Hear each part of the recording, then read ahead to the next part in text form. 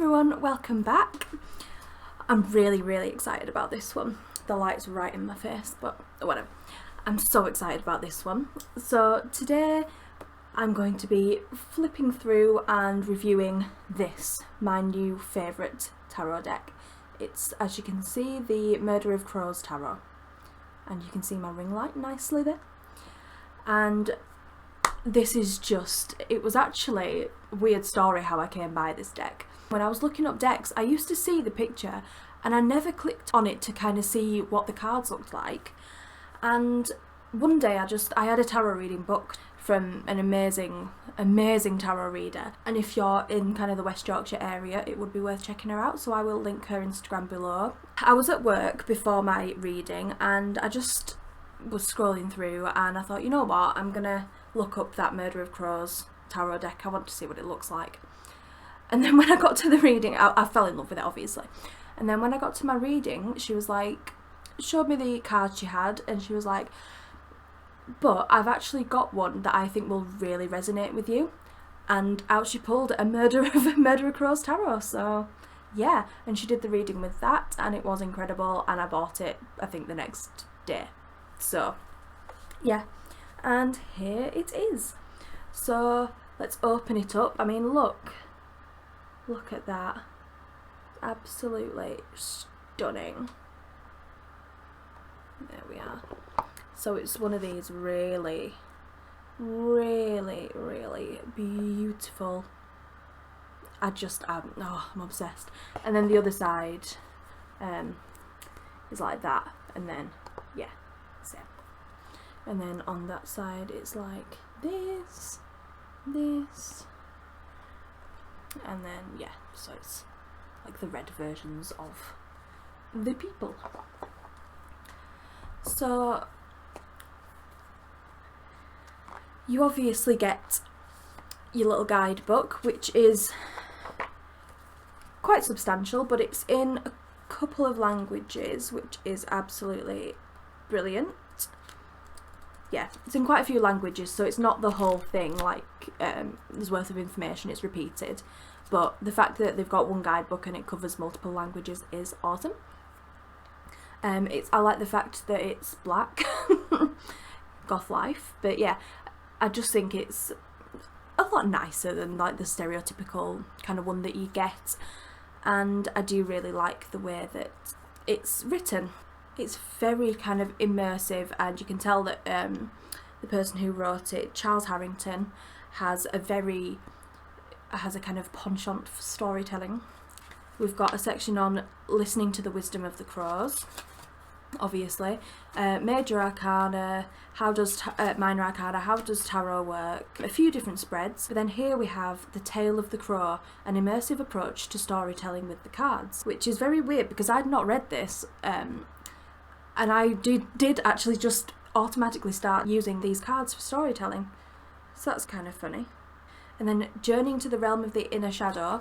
I mean, this is just a shadow work deck. That's what I immediately started using it for, because this winter I've really been delving deep into the shadow work. It's been incredible actually, but this deck has helped so much. We've got a section on the lore of the crow.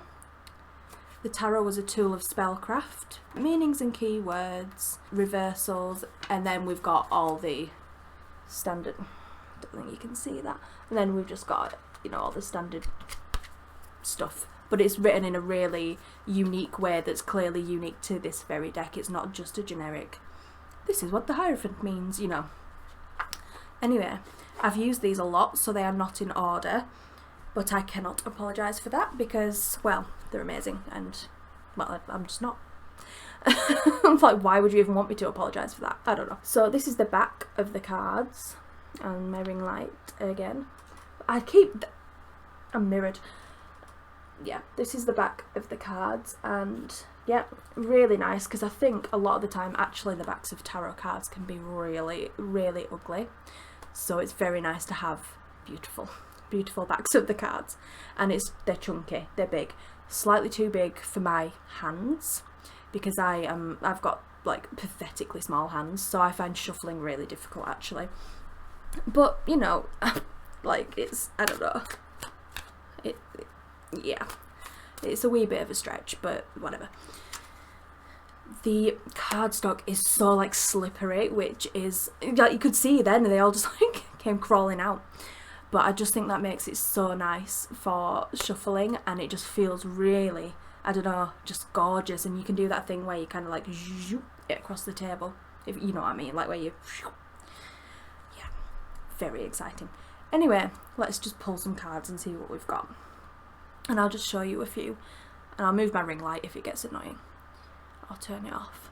So there we have 7 of Pentacles, absolutely stunning. 3 of Cups, a very kind of recognisable card. So you can kind of see that the imagery is so dark, so beautiful, just, oh, but it still retains a bit of, you know, typical Rider-Waite-Smith imagery. If you didn't have the number and the suit or the whatever of the card written, you would still probably be able to work it out with the basic tarot knowledge. Oh, strange in order. 2 of Cups. Again, I mean, aren't they just the most glorious cards you've ever seen in your damn life? Absolutely stunning. Very unhappy looking dude. I mean, that 4 of Cups just, oh. It's too much for me to handle. I'm just obsessed. One thing I will say about this deck is that in order to use it, I think you have to be very in touch with that shadow side, and you have to not be afraid of it. Because in this, even the cards that are traditionally joyful cards, they don't look joyful in this deck. If we come across the sun, yes, if we come across the sun, that's one particular one that is very, it looks incredibly depressing in this deck. Which is interesting because I've always hated the sun card. It always felt to me very, very oppressive. Even though it's meant to be, you know, super joyful. I've just, no deck has ever convinced me to like the sun card.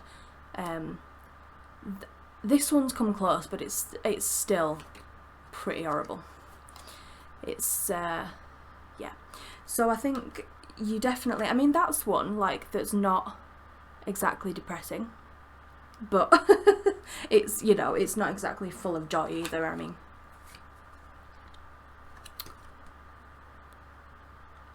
like there, the Chariot, for example, that is still quite bleak imagery, and it doesn't quite have the same charging forward, the momentum that the vast majority of other cards that are based on the RWS system actually have. So it's something to bear in mind with this one. You will, or you may want to put your own interpretations on, because sometimes I do think it's a bit of a disservice if it's an image like that to just plop the RWS meaning onto it without exploring the actual imagery of the card. So it is something that you may want to bear in mind. I love her. I think she is absolutely beautiful, absolutely stunning.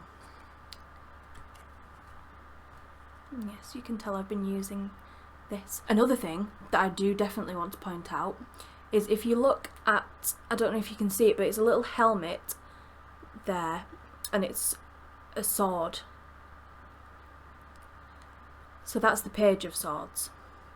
Knights have a horse, and they have a helmet, and I've got that mixed up before. Even though the image is clearly page-like, I just looked at that and thought, oh, that's, well, it's a helmet, it's a knight, not a page. I don't really, what do pages actually do? What did pages actually do traditionally? Did they wear helmets? Maybe they must have done.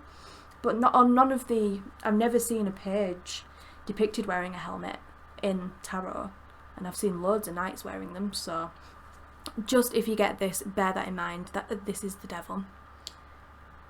So dark and amazing.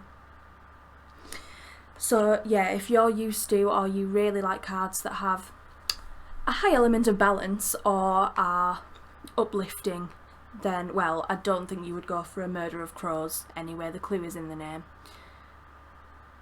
But yeah, this is possibly not the deck for you. I mean, I think But if you are committed to doing some serious shadow work, or you just really enjoy dark imagery, and you know kind of, what do I want to say? Oh god, this guy cracks me up every time. He keeps coming up as well. Yeah, no guesses as to why. But yeah, I just think his face is hilarious. Oh.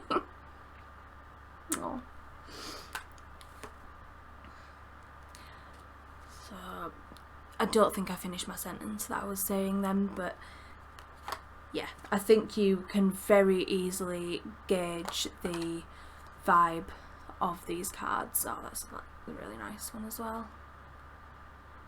Three of Pentacles. Beautiful. Yeah, so there we are. There, you can see it there. That's a knight, and that's clearly a knight. I mean, I feel like a right idiot for not. But I only made the mistake once, and then I realised, to be fair. But yeah, just something to bear in mind, that he's got a horsey. Oh, I also use this deck quite a lot to connect to hell. So I've started working with hell quite a lot recently, and I do definitely plan on doing some videos about hell and about how I've, you know, why I've chosen her, basically. So definitely stay tuned for that, because that's going to be an interesting talk. And this deck is perfect. Oh, this is a gorgeous card. This deck is perfect for forming a relationship with hell, because it's full of obviously crows, which are very connected to hell. It's got that deep dark Niflheim kind of imagery. It's really good for getting messages from hell and sending messages to her. And yeah, it just, the imagery of this just immediately transports you to that world, and to northern mystery, to the cold. And especially since I started working with this deck in the middle of winter, when it was, everything's, all the trees are dead outside. Well, they're not dead, but the leaves have fallen from the trees, and it's snowing, and then you've got things like this coming through. It's just been the most, working with hell, it's just been the most magical time ever. It's been incredible. And probably the gothiest as well. Anyway, I'm going to try and find the sun now, because it's, I want to kind of illustrate my point. Ah, there we are. That's the full, that's not the sun, sorry. That's the full. I just want to show him, because he's a good one too. He's also pretty badass. And she is just awesome. I mean, look at that. Isn't that just like the most terrifying image? Imagine seeing her striding towards you. You would just leg it, wouldn't you? Yeah. But I just think she's such a symbol of power. It's incredible. The moon. The world here, that's a very traditional kind of symbolism for the world as well. Just to illustrate that point. And I've found him. Yeah, I mean, that's not really all, well, sunshine and joy. And you can actually see in the background the sunflowers that are, you can't really see it in that light. There you are. Like, just here, there's all the sunflowers in the background as well. But it's obviously still very dark, and it's quite depressing and gloomy. But I think that that really validated my experience of the sun card, actually, because I was like, is there something wrong with me that I really have a visceral reaction against this card? And this feels oppressed.